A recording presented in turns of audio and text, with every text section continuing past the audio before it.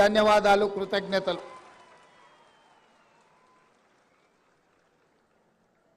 ఇల్లాలిని చూడు, ఇల్లుని చూడు అన్నారు. ఇల్లాలి ముఖంలో సంతోషం ఉంటే ఆ ఇల్లు బాగున్నట్టే లెక్క. ఇంటి పెత్తనం ఆడబిడ్డ చేతిలో ఉంటే ఆ ఇల్లును చక్కదిద్దే బాధ్యత ఆడబిడ్డ తీసుకుంటుంది. అందుకే ఈరోజు ఇందిరమ్మ ఇండ్లు తెలంగాణ రాష్ట్రంలో దాదాపుగా 4.5 లక్షల ఇండ్లు 22,500 కోట్ల రూపాయలతోని పేదవాళ్ళు ఆత్మగౌరవంతో బ్రతకాలి, ఇందిరమ్మ ఇల్లు ఇవ్వాలి అన్న ఆలోచనతోని ఈరోజు ఈ కార్యక్రమం తీసుకున్నాం.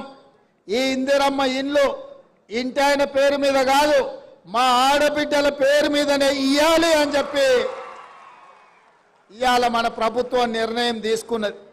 ఇంటి పెత్తనమే కాదు, ఇంటి పట్టా కూడా ఆడబిడ్డ పేరు మీద ఉండాలి. అప్పుడే ఆ ఇంట్లో వెలుగులు ఉంటాయి, ఆ ఇంట్లో పిల్లలు చదువుకుంటారు, ఆ ఇల్లు గౌరవంగా సమాజంలో బ్రతకగలుగుతారని మా ప్రభుత్వం నమ్మింది. నేను ఎక్కువ ఉపన్యాసానికి పోను. గత 10 సంవత్సరాలలో